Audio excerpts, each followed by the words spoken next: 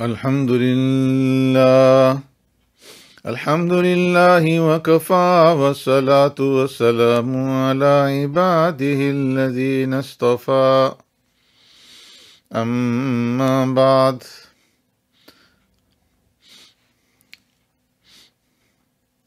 عن أمامة الباهلي رضي الله تعالى عنه قال إن العبد ليعطى كتابه يوم القيامة فيرى فيه حسنات لم يكن عملها فيقول يا رب أنى لي كذا فيقال له هذا بما أغتابك الناس وأنت لا تشعر أو كما قال.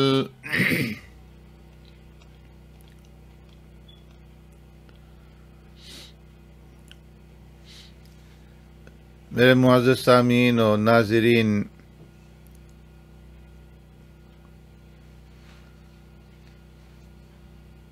غیبت کرنا گناہ کبیرہ ہے، اور غیبت کرنے کے بہت سارے نقصانات ہیں۔ دین کے اعتبار سے بھی نقصانات ہیں اور دنیا کے اعتبار سے بھی۔ اس لیے فرمایا کہ غیبت کرنے والا خسر الدنیا والآخرہ کا مصداق ہوتا ہے، کہ جس کا دنیا کے اندر بھی نقصان ہے اور آخرت کے اندر بھی نقصان ہے۔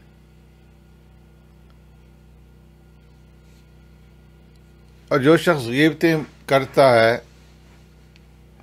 اسے غیبت کے اوپر ندامت نہیں ہوتی، جس کی وجہ سے اس کی دعائیں قبول نہیں ہوتی،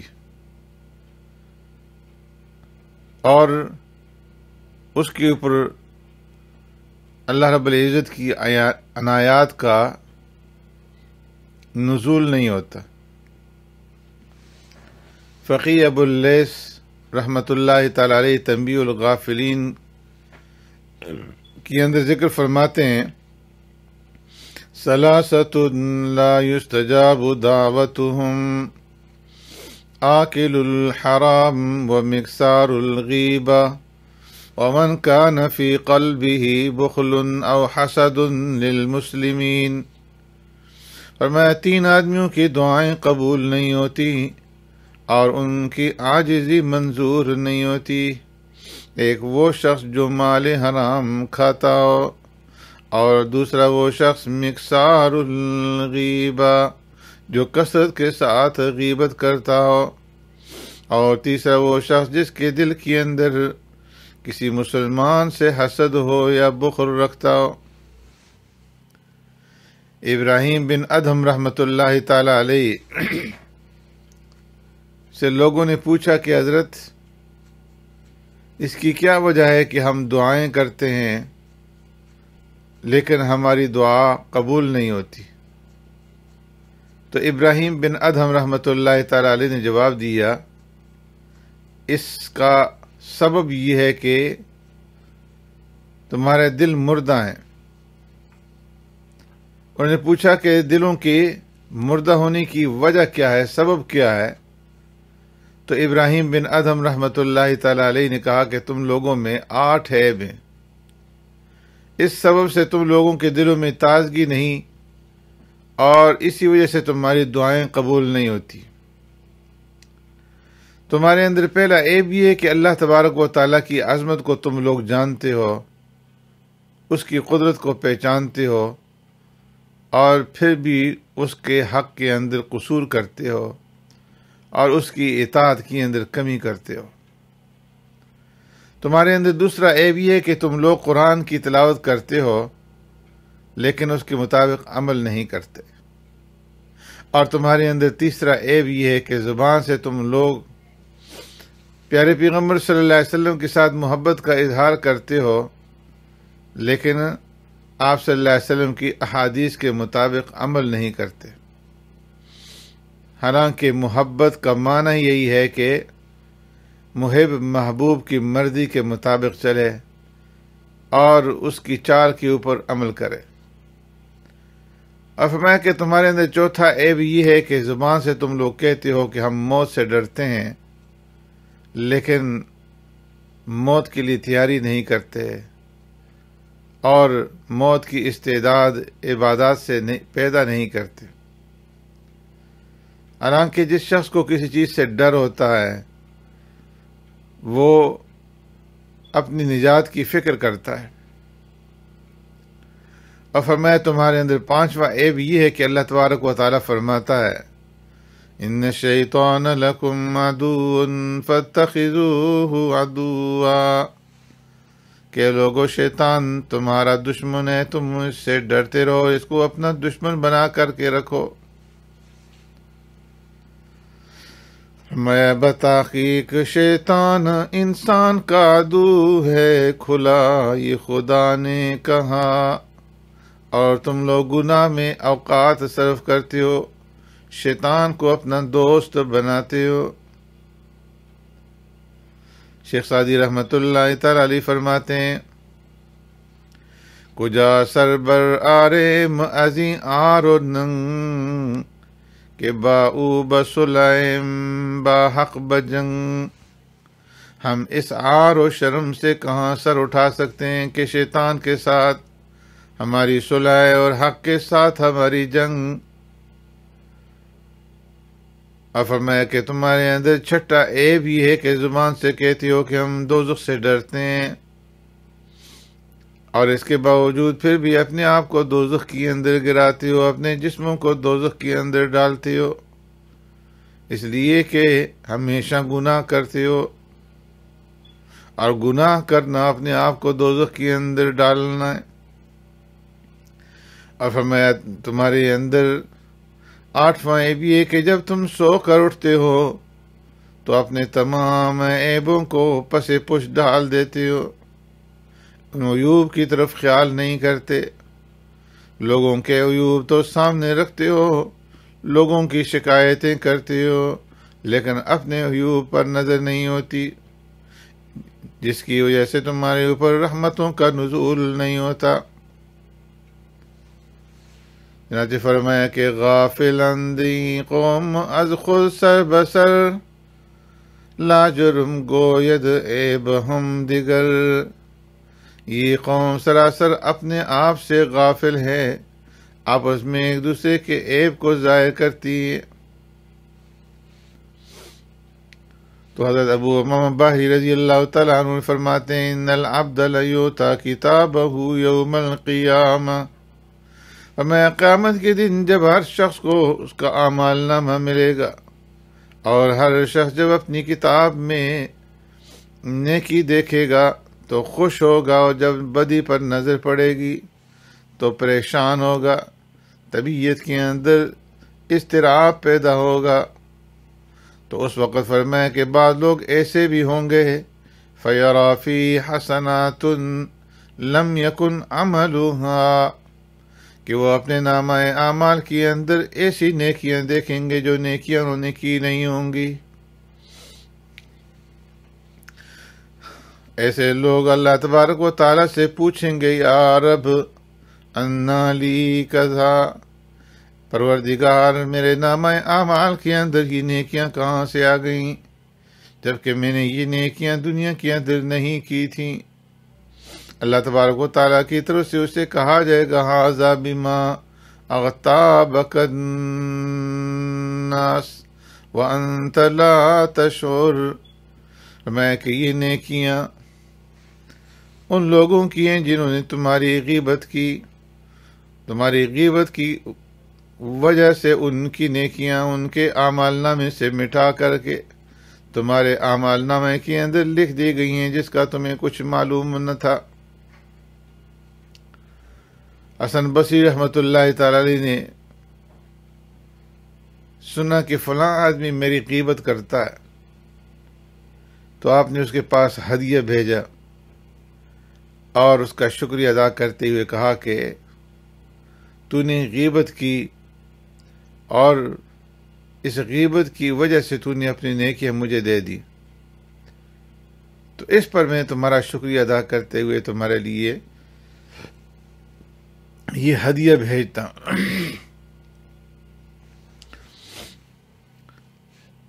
امام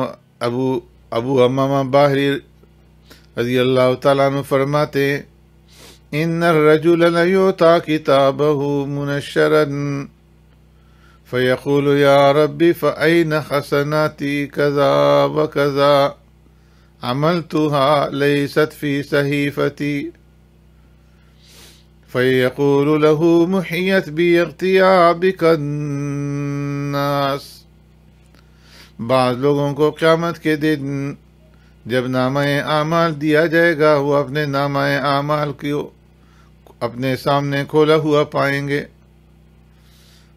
اور دیکھیں گے کہ ان کے نامہ اعمال کے اندر نیکیاں جو انہوں نے دنیا کے اندر کی تھیں وہ موجود نہیں ہیں۔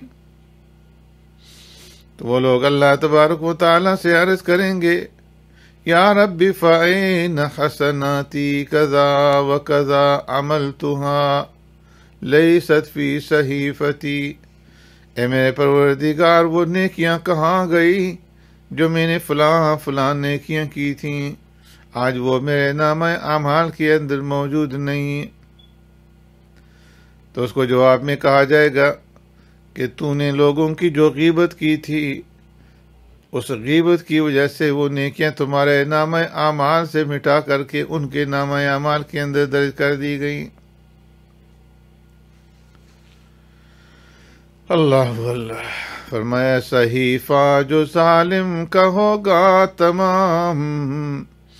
نہ ہوگا کہیں اس میں نیکی کا نام، کہے گا الہی میری نیکیاں لکھی تھی جو ساری گئیں اب کہاں، یہ ہو حکم نامے میں مظلوم کے تیرے کام نیک سب ہیں اس میں لکھے۔ اللہ تبارک و تعالیٰ فرماتے ان اللہ لا یظلم مثقال ذرہ، حق تعالیٰ شان و قیامت کے دن ایک ذرہ کے برابر بھی کسی پر ظلم نہیں کرے گا، جس کا جو حق ہوگا وہ اسے ادا کر دیا جائے گا۔ اگر کسی نے کسی کی غیبت کی ہوگی تو غیبت کرنے والے کی نیکیاں اس کو دے دی جائیں گی۔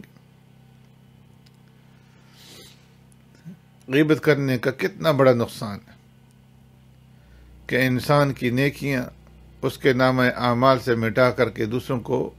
جن کی اس نے غیبت کی ہے اسے دے دی جائیں گی۔ ایک روز پیارے پیغمبر صلی اللہ علیہ وسلم نے صحابہ سے پوچھا میرے صحابہ جانتے ہو ایکم المفلس،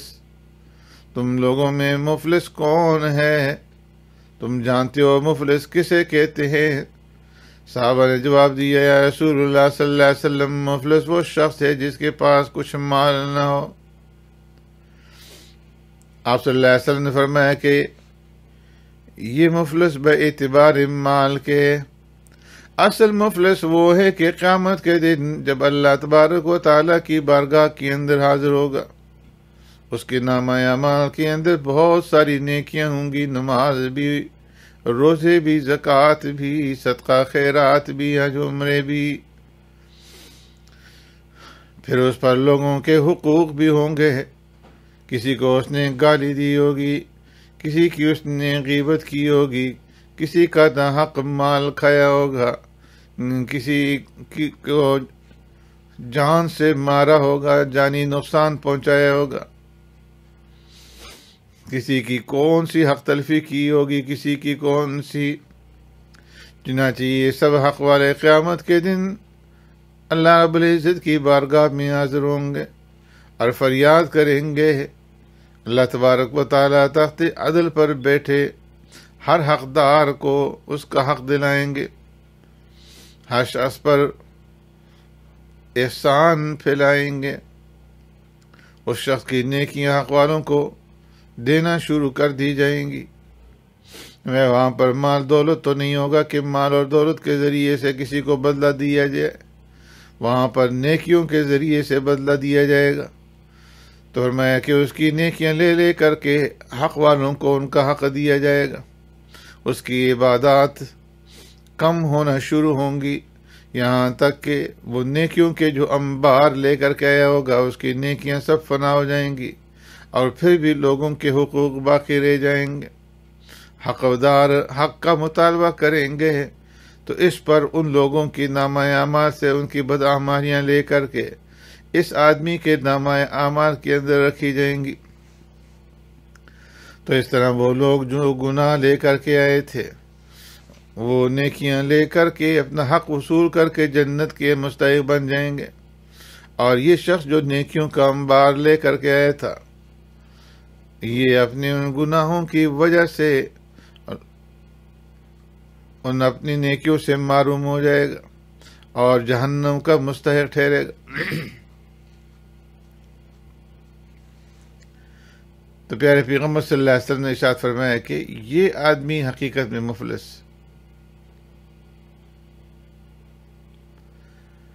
اللہ اللہ۔ قیامت کا وہ دن کہ جہاں پر ہر آدمی نفسی نفسی کے عالم کے اندر مبتلا ہوگا، ہر طرح سے جہنم کے جوش و خروش کی صدا کان میں پڑے گی، ہر شخص اپنے حال میں گرفتار ہوگا، کوئی کسی کا یار و مددگار نہ ہوگا، یہاں تک کہ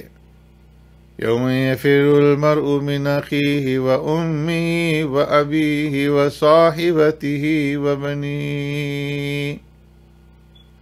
لکل امرئ منہم یومئذ شأن یغنیہ۔ میں اس دن آدمی اپنے بھائی سے بھاگے گا، ماں باپ سے بھاگے گا، بھائی بہن سے، اور بیوی خاوند سے، خاوند بیوی سے، کوئی کسی کے قریب نہیں جائے گا۔ ہر ایک انسان اپنے اپنے حال کے اندر ڈوبا ہوا ہوگا۔ لوگ تمنائیں کریں گے کہ اگر ہمارا کچھ حق ہمارے باپ پر ہوتا تو ہم اس سے آج لے لیتے، اس کی نیکیوں کو اپنی کتاب کے اندر بھر لیتے۔ اس دن عوام کو کون پوچھتا ہے؟ فرمایا کہ انبیاء علیہ السلام بھی نفسی نفسی کہیں گے، شفاعت سے ہاتھ اٹھا لیں گے۔ انبیاء علیہ السلام کو بھی اپنی اپنی لغزشوں پر ندامت ہوگی، اس لیے کہ اس دن جناب باری کا دریا ایک غضب انتہائی جوش پر ہوگا، ہر آدمی مدہوش ہوگا، ایک عجیب کیفیت طاری ہوگی، ہر شخص کو اپنی جان بھاری ہوگی۔ جب اعمال تولیں گے تو لوگوں کے چہروں کے رنگ خوف سے اڑ جائیں گے کہ نہ معلوم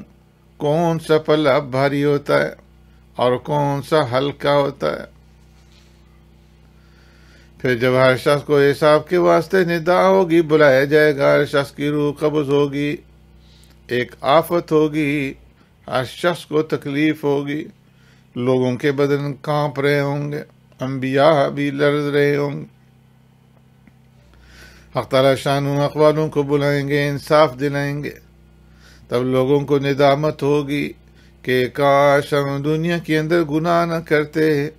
ہم دنیا کے اندر لوگوں کی غیبت نہ کرتے، ہم اپنی زبان سے، اپنے ہاتھ سے کسی کو تکلیف نہ پہنچاتے۔ اس وقت، اس دن، ہر ایک آدمی یہ تمنا کرے گا کہ کاش میرے نامہ اعمال سے بدیاں مٹا دی جائیں، میری بدیاں دوسروں کو دے دی جائیں اور دوسروں کی نیکیاں مجھے عطا کر دی جائیں تاکہ میری نجات ہو جائے۔ عبداللہ ابن مبارک رحمۃ اللہ تعالی علیہ فرماتے ہیں کہ میں ایک روز سفیان ثوری کے مجلس میں بیٹھا تھا، انہوں نے امام ابو حنیفہ رحمۃ اللہ تعالی علیہ کی غیبت شروع کی۔ میں نے سفیان سے کہا کہ امام کی عجب شان ہے، وہ کسی کی غیبت نہیں کرتے، کسی کی شکایت نہیں کرتے۔ سفیان نے کہا کہ عقلاء کی یہی شان ہے کہ اپنی نیکیوں پر دوسروں کو مسلط نہ کریں اور کسی کی غیبت نہ کریں۔